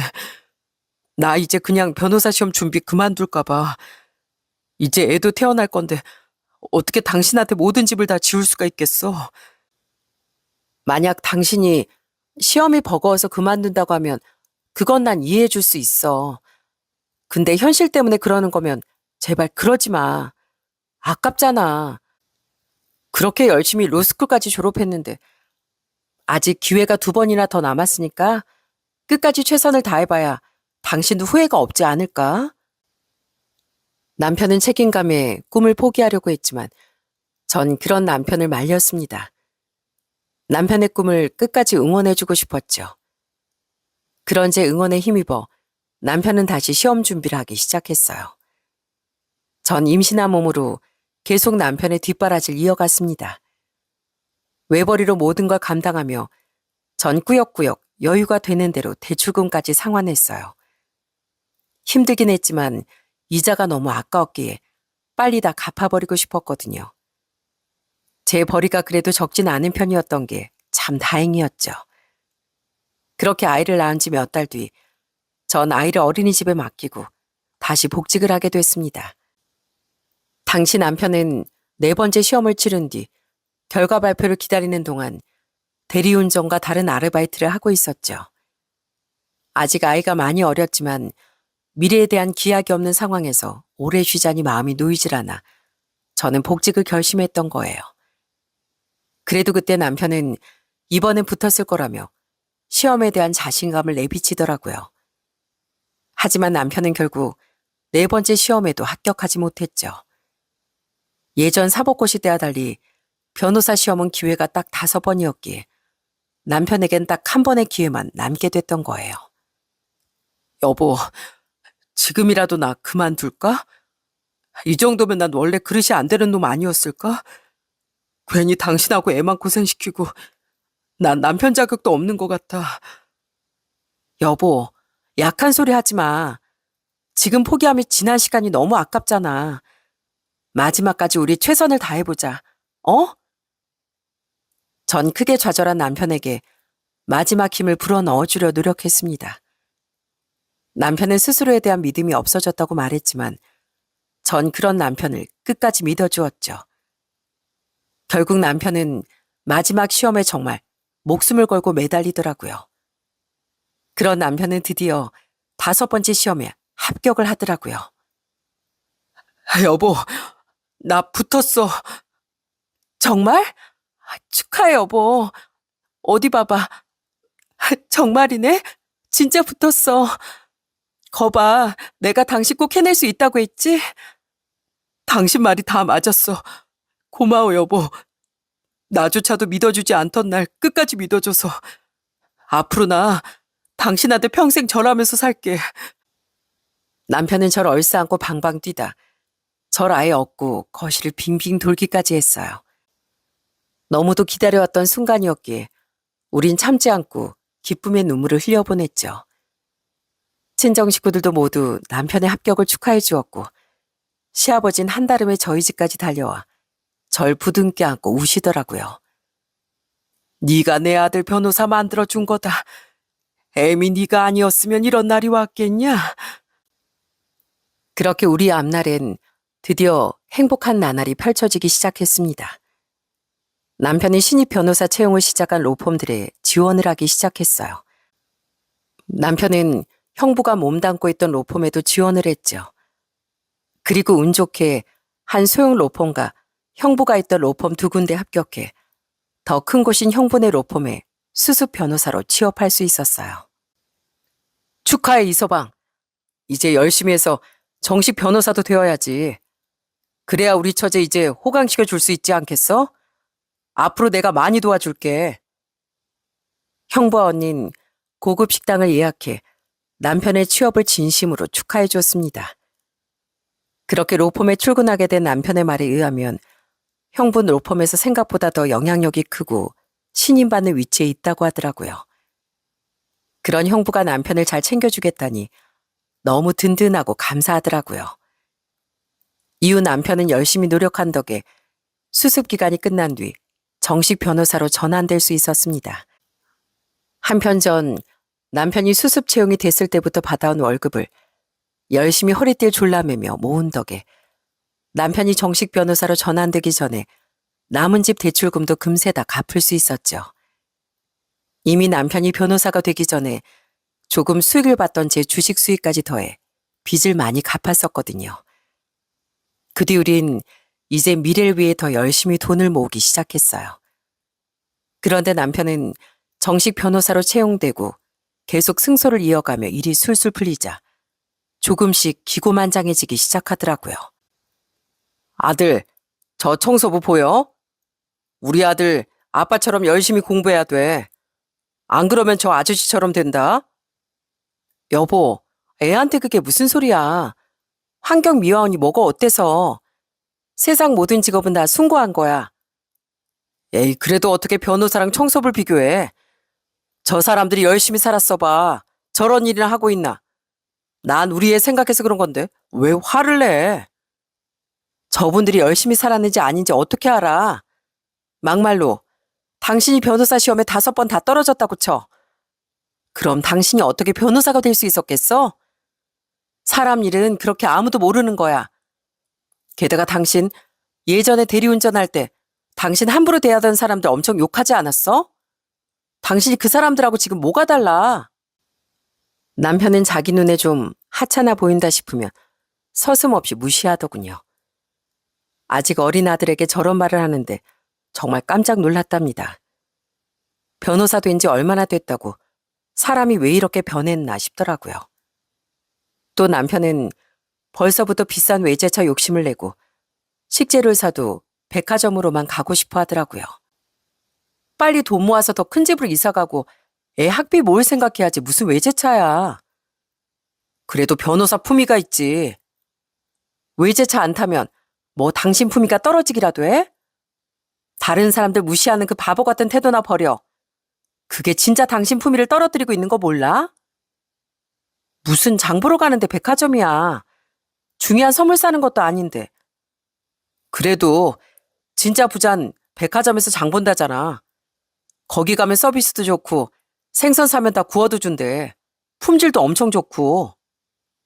우리가 무슨 재벌도 아니고 그건 사치고 낭비야. 그것도 다 있는 사람들이 가는 거지. 우린 진짜 부자가 아니야. 당신 이제 막 돈 제대로 벌기 시작했다는 거 잊지 마. 남편은 어차피 곧 연봉도 쑥쑥 오를 테고 1년에 1억씩 버는 건 일도 아닐 텐데 미리 쓰는 게 뭐가 문제냐며 툴툴대더라고요. 그런 남편은 계속 눈만 높아져선 술도 소주나 맥주는 쳐다도 안 보고 비싼 술만 사 먹었어요. 차라리 택시를 타고 오라고 해도 비싼 대리를 부르며 길바닥에 돈을 버리고 다니는데 이대로 두면 안 되겠다 싶더라고요. 그래서 전 남편에겐 딱 정해진 용돈만 주며 경제권을 틀어지고 있었습니다. 불만을 표하던 남편에게 팩 쏘아붙이면서요. 당신한테 경제권 맡겼다간 돈 다 까먹을 거 뻔해. 돈은 어떻게 버느냐도 중요하지만 어떻게 쓰고 모으냐도 중요한 거라고. 그런 남편은 직장에서의 태도도 그새 변한 모양이었어요. 어느 날 언니와 놀러 왔던 형분, 남편에게 엄한 표정으로 쓴소리를 하시더라고요. 자네, 정식 변호사 된 지 얼마나 됐다고 벌써 오만해져? 변호사랍시고 돈 좀 보이는 의뢰인들 함부로 대하고 대충 해도 이긴다면서 소송 준비도 설렁설렁하고 자네 때문에 벌써 민원이 몇 번이나 들어왔는지 몰라? 그렇게 어렵게 변호사가 됐으면 더 열심히 할 생각을 해야지. 어쩌려고 이래? 자네 그러는 거 자네 얼굴뿐 아니라 내 얼굴에도 먹칠하는 거야. 남편은 의뢰인들을 우월감에 젖어 무시하고 소송 준비도 대충대충한 모양이더라고요. 어쩐지 그래서 남편이 최근 들어 사건에서 패소하기 시작한 것 같았죠. 남편은 그런 형부에게 볼멘소리를 하려고 했지만 형부의 호통에 바로 입을 다물고 말았습니다. 그렇게 변한 남편과 그래도 아웅다웅하며 살다 보니 어느새 남편이 변호사가 된 지도 3년이란 시간이 흘렀더군요. 그동안 전 허리띠를 졸라매며 아끼고 아껴 그 3년 안에 무려 1억 4천만 원을 모았어요. 저희가 살고 있던 집값과 그동안 모았던 돈의 대출도 받아 우린 더 넓고 좋은 아파트로 이사할 계획을 세웠습니다. 그동안 제가 모은 돈을 보고 남편은 한바구음을 지으며 좋아하더라고요. 더 많이 모으고 이사하면 좋겠지만 그래도 애가 초등학교 들어가기 전에 미리 이사해놔야 애가 학교에 적응하기도 편하지 않겠어? 맞지. 당신 말이 다 맞지. 언제 이렇게 큰 돈을 모았대?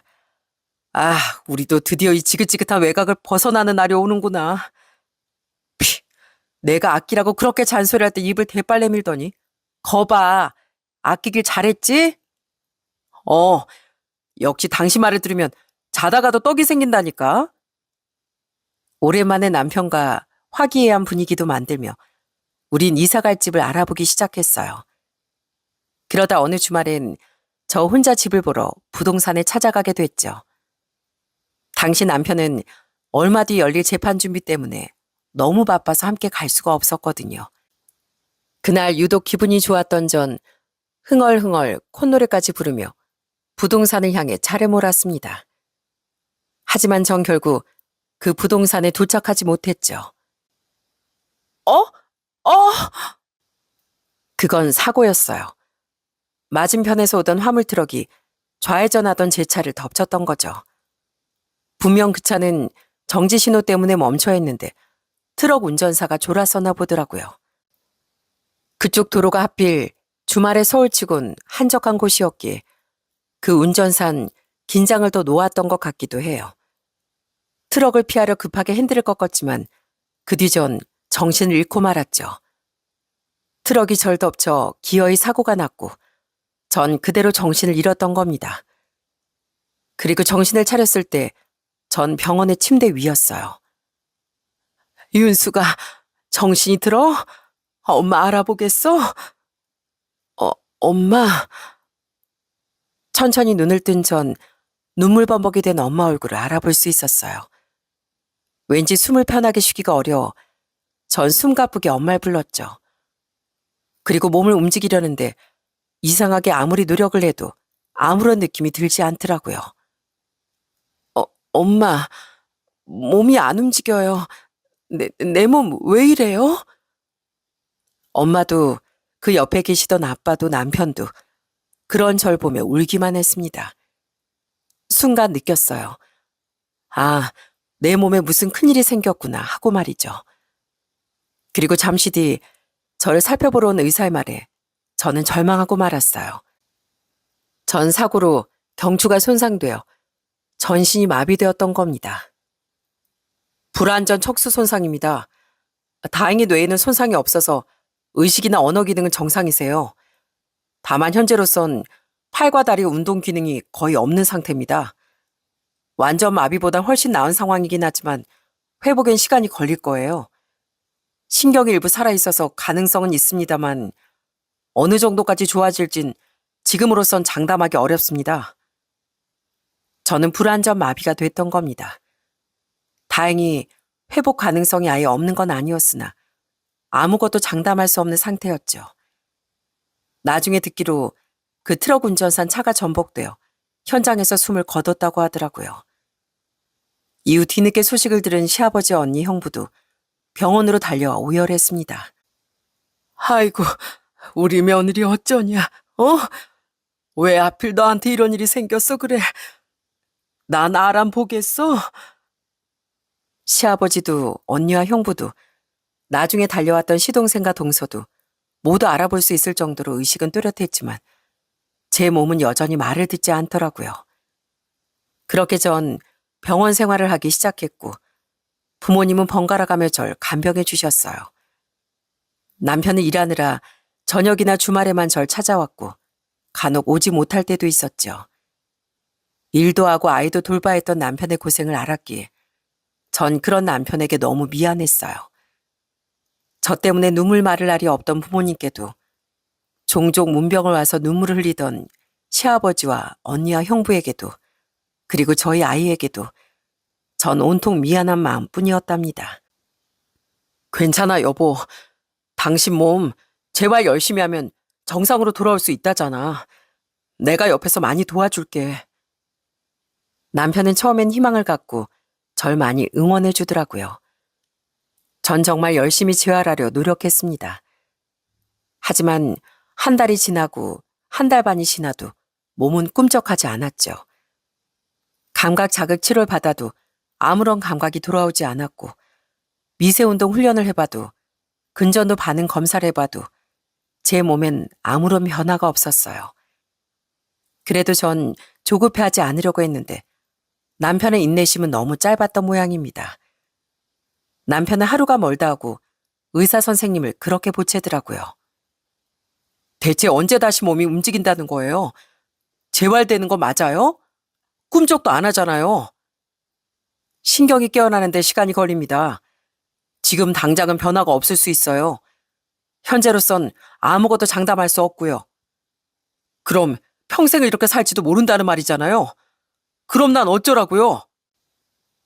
처음 보는 의사에게 버럭 화를 내던 남편의 모습이 너무 낯설더군요.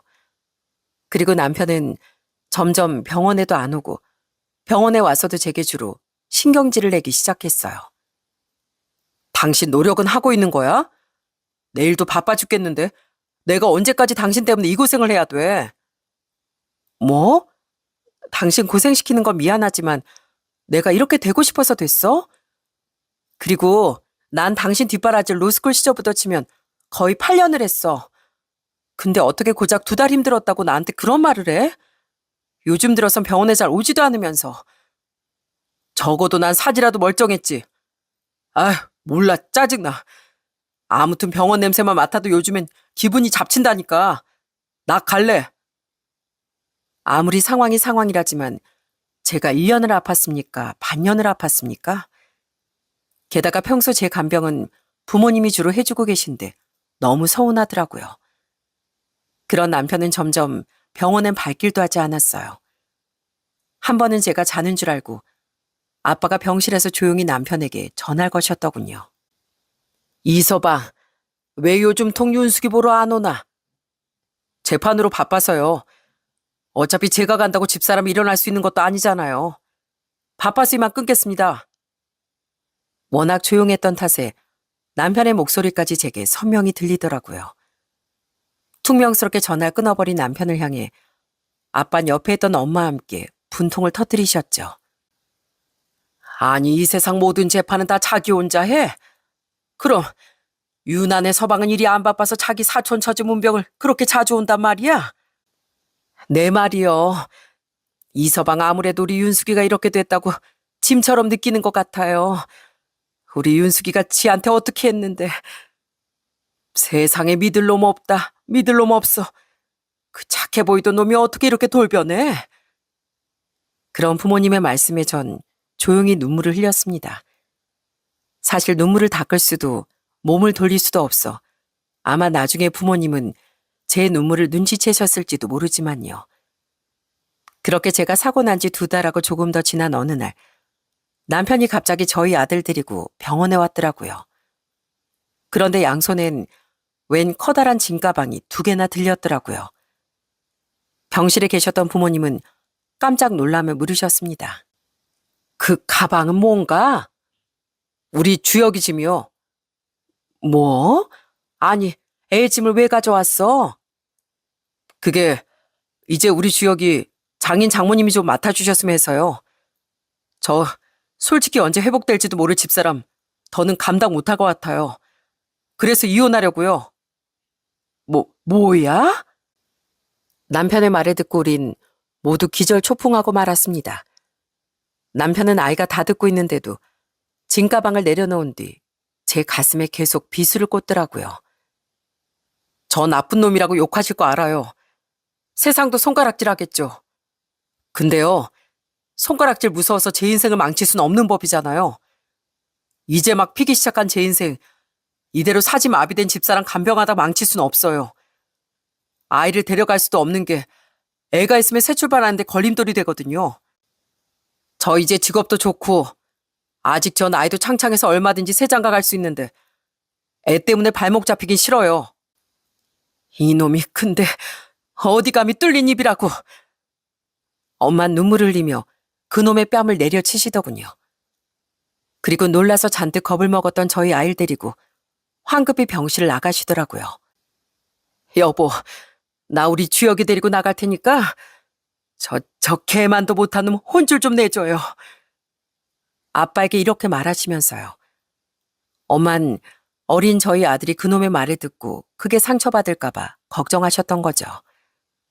엄마가 나간 뒤 남편은 뺨을 어루만지며 계속 말을 이어갔어요. 그래, 내가 맞을 듯 했지 뭐. 저기 여보, 그동안 당신이 나 뒷바라지 하느라 고생 많았다는 거 알아. 그래서 나도 당신이 막 경제권 틀어지고 날 막 가르치려고 해도 그냥 참고 살았던 거야. 근데 실은 당신이 번 돈도 아니면서 주제 넘다고 생각했어. 짜증도 많이 났고. 그런 마당에 당신 몸까지 그렇게 된 거 보니까 솔직히 당신을 별로 책임지고 싶지가 않더라고. 당신한테 고맙고 미안하긴 하지만 책임감으로 평생 붙잡혀 살기엔 내 인생이 너무 아깝잖아. 이제 막 날개 펴기 시작했는데. 그래도 의리로 좀 기다려볼까 했는데 2달이 넘어도 그 모양이니 난 가망이 없을 거라고 생각해. 저딴 말을 하며 그놈이 제안한 이혼 조건이 뭔지 아십니까? 그놈이 제시한 조건을 들으니 더더욱 기가 차더라고요. 애 양육비랑 위자료 명목으로 해서 우리 지금 살고 있는 집이랑 우리 재산 중에 반 당신 줄게. 그러니까 내 인생을 위해서 나 그냥 놔줘. 원래 튼튼한 기계도 쓸모 없어지면 고장이 안 났어도 버리는 법이잖아. 그런데 당신은 이제 나한테 그저 짐일 뿐이야. 너무 냉정하게 말해서 미안하지만 내가 이렇게 모지게 나가야 당신이 빨리 마음을 접을 수 있다고 생각해. 분노가 온몸을 휘감더군요. 전 그렇다 쳐도 아이를 버린다는 말이 너무 괘씸하더라고요. 무엇보다 제가 자기를 위해 헌신한 세월이 얼만데 고작 공동명인 그 아파트로 퉁치겠다는 심보가 기가 막히더라고요. 전 움직이지 못하는 몸을 원망하며 그놈에게 고래고래 소리를 질렀어요. 야, 이 벌레만도 못한 놈아. 뭐? 양육비 위자료까지 다 해서 재산 절반하고 집을 줘? 야, 따지고 보면 그 집 원래 내 집이나 다름없었어. 대출금도 네가 변호사 되기 전에 거의 다 내 힘으로 갚았고 애초에 들어간 돈도 우리 부모님이랑 내 돈이 훨씬 많아. 그 집에서 네가 가져갈 수 있는 지분은 아버님이 해주셨던 7천만 원 뿐이라고. 조금 오른 집값도 너한테는 아무런 권한 없어. 게다가 나 아니었으면 돈도 제대로 못 모았을 놈이 뭐? 1억 4천 중에 절반을 줘? 애 양육비하고 위자료 포함 안 시켜도 어차피 그 정도 내가 다 받아낼 수 있는 돈이야. 난 그딴 조건으론 절대 이혼 못 해줘. 아니 뭐 그럼 얼마를 더 달라고? 그건 차차 생각해 볼 일이고 우선 쌍욕부터 해줘야겠다 너. 당신 아니었으면 그 자리에 있을 수 있었을 것 같아? 변호사? 나 아니었으면 당신 애초에 시험부터 그만뒀을 거야. 그런 주제 뭐? 내가 주제 넘어? 짜증나? 나한테 붙잡혀 살기가 아까워? 나야말로 그 말 그대로 돌려줄게. 나야말로 너 같은 쓰레기한테 더 붙잡혀 살기 아까워. 네가 이런 개만도 못한 놈인 줄 알았다면 애초에 결혼도 하지 않았을 거야. 감히 내 덕에 변호사 된 주제에 날 기계에다 비교해? 너 내가 장담하는데 네 인생 나랑 이혼하자마자 밧줄 꼬이듯 꼬여버릴 거야. 알았어? 내가 그러라고 평생 저주할 거야. 전 속사포처럼 그놈을 향한 저주를 퍼부었습니다. 마음 같아선 당장이라도 일어나 그놈을 엉망으로 만들어주고 싶었죠. 그런 저 대신 제가 실컷 소리 지를 수 있게 기다려주신 아빠가 대뜸 간이 의자를 집어드시더군요. 그리곤 바로 그 금수에게 던져버리시더라고요. 비껴 맞긴 했지만 그놈은 정통으로 그 의자에 맞았습니다. 아빤 달려가 다시 의자를 집어드셨어요. 그리곤 그놈에게 울부짖으며 또 의자를 던지려고 하셨죠. 이 귀신도 안 잡아갈 놈아. 우리 딸이 너한테 어떻게 했는데 감히 우리 딸이 이렇게 모욕해? 너 같은 놈은 우리 집안에서 먼저 사양이다. 이 똥물에 튀겨 먹을 놈. 오늘 아주 너 죽고 나 죽자. 너 같은 쓰레기는 내가 이 세상을 위해서라도 대신 폐기 처분시켜 줄 거야. 그거 좀 내려놓으세요, 장인어른. 아무튼 당신, 난 이혼할 거니까 나중에 다시 얘기해. 나 살려. 결국 그놈은 겁에 질려 주랭랑을 치고 말았습니다. 그렇게 그놈이 가버린 뒤 부모님은 침대에 누워 펑펑 울던 절 끌어안고 오열하셨죠. 가여운 내 딸, 네가 얼마나 착하고 귀한 앤데 저딴 놈한테 그런 취급을 받는단 말이냐. 아무 걱정 마라. 넌 우리가 지켜줄 거니까. 그 소식을 듣고 사촌 언니와 형부도 크게 분노했습니다. 언니와 함께 병원으로 찾아온 형부는 전화를 걸어 바로 남편을 소환했어요. 로펌에서 영향력이 컸던 형부의 말을 차마 거역하지 못한 남편은 눈치를 보며 병원으로 왔더라고요. 그리곤 자신에게 손찌검을 했던 저희 부모님이 없는 걸 확인하자 조금은 긴장이 풀린 모습으로 다가왔죠. 형부는 그런 그놈을 보고 바로 볼따기로 후려쳐버렸어요. 그리곤 서슬퍼런 눈으로 그놈을 노려보며 말했습니다. 왜, 아파? 우리 처제가 너한테 입은 상처는 그깟 뺨 한 대 정도로 비교도 안 돼, 이 나쁜 자식아. 어디 그거 하나로 나 고소할 테면 해봐. 법조계 내가 너보다 빽이 많아도 더 많고 줄이 많아도 더 많으니까 어디 평생 나한테 밟히면서 살고 싶어 해보라고. 아니 형님, 제가 왜 형님을 고소하겠어요.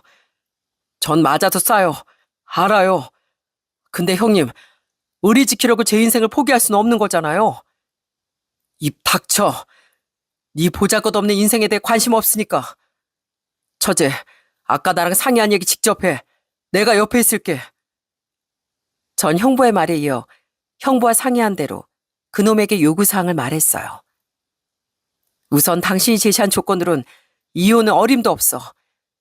집은 당연히 내 거고 위자료 포함해서 우리가 모은 돈 전부 내놔. 당신은 맨몸으로 이혼하면 돼. 아, 그리고 양육비는 별도로 다달이 요구할 거야. 애가 크려면 아직 한참인데 이것들만으로 내가 성인 될 때까지 받아낸 양육비에 비하면 턱없이 부족하니까. 뭐? 아니, 아무리 그래도 그렇지. 어떻게 그 돈을 다 달래? 이건 불공평하지. 게다가 양육비는 따로라니. 불공평? 아니, 난 그렇게 생각 안 하는데. 애초에 집값에 당신 몫은 거의 없고 나 아니었으면 당신이 변호사가 될 수나 있었겠어? 당신이 돈 안 버는 동안 나 혼자 외벌이한 세월이 또 얼만데. 안 그래, 형부? 전 뻔뻔하게도 억울함을 감추지 못하던 그놈에게 조목조목 따져 물었어요. 그리곤 형부에게 도움을 청하자 형부는 그놈에게 이를 갈며 말했죠. 야, 이동철. 네가 우리 처제한테 줘야 할 위자료에 그동안 처제가 널 뒷바라지했던 세월 동안의 수고비, 그동안의 경제적 기여도, 그거 다 합하면 네 재산 다 받고도 모자라, 이 개자식아. 내가 검사로서도 변호사로서도 이 바닥에서 잔뼈가 굵은 사람이야. 네가 감히 날 상대로 이길 수 있을 것 같아? 정 이혼해서 새로운 삶 살고 싶으면 처제한테 다 내놓고 영영 사라져버려. 너 같은 놈을 가족으로 두고 싶어하는 사람 우리 처가에 아무도 없으니까. 마지막까지 언니까지 형부의 말을 거들며 비난을 퍼붓자 그놈은 씩씩대며 나가버리더군요. 이후 남편은 제 요구를 받아들이지 못했고 아예 먼저 이혼 소송을 걸더라고요. 제가 요구한 돈을 주기도 싫고 이혼도 하겠다 이거였죠. 형부는 몸을 움직일 수 없던 저 대신 그놈과 적극적으로 싸워주셨답니다. 결국 그놈은 짧지 않았던 소송 싸움 끝에 패소하고 말았어요. 그리고 마지막 법원 판결이 나던 날, 전 직접 휠체어에 타고 법원에 나갔습니다. 형부 아빠의 도움을 받아서요. 뭐야? 당신 어떻게 여길? 왜? 희망 없어 보이던 내가 이렇게 멀쩡해 보이니까 놀랍니? 고마워. 네 덕분에 나 악에 바쳐서 이렇게 재활할 수 있었어. 너만 내 인생에서 빠져주니까 이렇게 복이 오더라. 사실 이혼 소송 도중 전 다친 지 6개월 만에 감각이 돌아오기 시작했습니다. 그놈 보라한 듯이 꼭 재활해 보이겠다는 의지가 정말 제 몸을 움직이기 시작한 것 같더라고요. 저는 희망을 꼭 쥔 채 더더욱 재활에 임했고 그 덕에 길게 이어졌던 소송의 끝엔 휠체어에 올라타 움직일 수 있게 된 거죠. 저는 제게 모든 재산을 빼앗기고 양육비까지 지급하게 된 그놈의 얼빠진 얼굴에 대고 마지막 악담을 퍼부었어요. 넌 내가 살면서 본 인간 중에 가장 시궁창 같은 놈이야. 원래 남의 눈에 눈물 내면 자기 눈엔 피눈물 나는 거 알지? 난 그렇다 쳐도 애까지 버린 너한텐 평생 지옥만 펼쳐질 거야. 그러니까 어디 한번 잘 살아봐. 그렇게 이혼한 뒤 전 더더욱 재활에 목을 맸습니다. 꾸준한 정기자극과 물리치료, 수중 재활 등을 통해 열심히 재활을 했죠. 그 결과 전 휠체어에서 일어나 보조기 도움을 통해 두 발로 설 수 있었고요. 그리고 그 뒤엔 보조기를 떼고 지팡이에 의존해 스스로 걸을 수 있었고 3년이 지난 지금은 아예 지팡이조차 짚지 않고 걸을 수 있을 정도로 재활에 성공했답니다. 전 그렇게 피나는 노력 끝에 삶을 서서히 되찾을 수 있었어요. 한편 전 남편은 저와 이혼한 뒤 몰락의 길을 걷게 됐습니다. 우선 그놈은 시아버지와 시동생 모두에게 외면을 당했어요. 그놈이 제게 이혼을 요구했다는 걸 알게 된 뒤 시아버진 로펌으로 찾아가 난장판을 만들어 놓으셨다고 하더라고요. 저놈이 내 아들입니다. 저 금수만도 못한 놈이 내 아들이라고요. 저놈이 자길 몇 년이나 뒷바라지에서 변호사 만들어준 자기 아내가 사지가 마비되자마자 버려버렸습니다.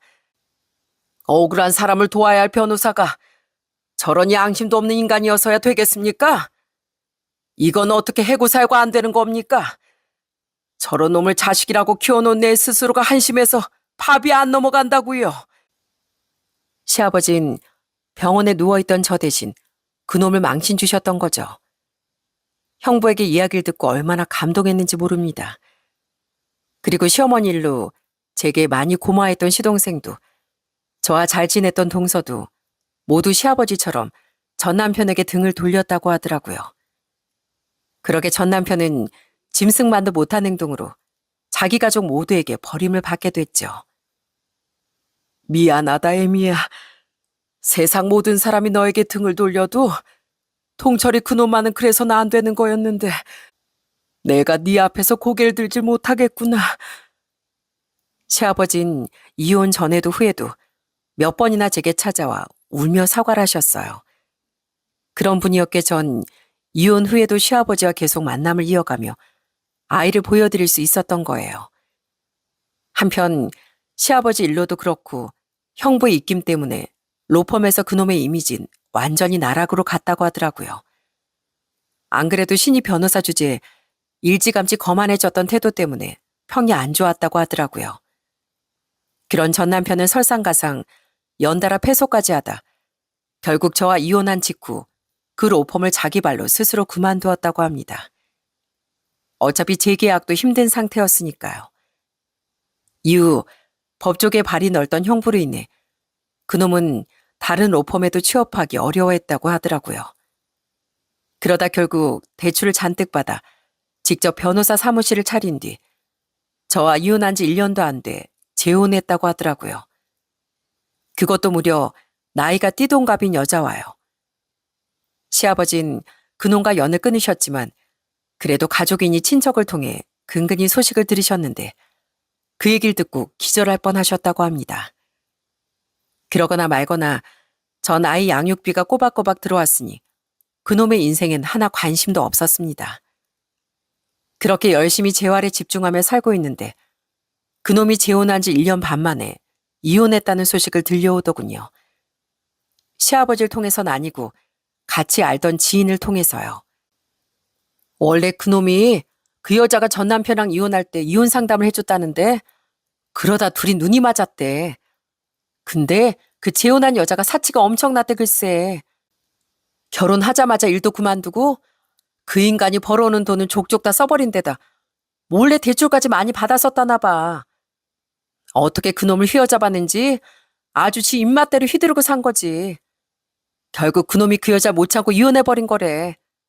아주 꼬숩다 꼬수어. 아 그리고 그 인간 변호사 사무실도 망하기 직전이라대. 이래서 사람은 죄짓고 살면 안 된다니까. 그렇게 번 돈을 다 탕진하고 2번이나 이혼한 전 남편은 지금 변호사 사무실도 뜻대로 안 되고 있나 보더라고요. 벌이가 바닥을 기고 있다던데 변호사란 직업도 예전이랑 달라서 요즘엔 잘못하면 한 달에 100만 원도 못 버는 경우도 있다고 하더라고요. 경력도 길지 않고 실력도 평판도 좋지 않았으니 전 남편에게 의뢰를 맡기려는 사람들이 거의 없었던 겁니다.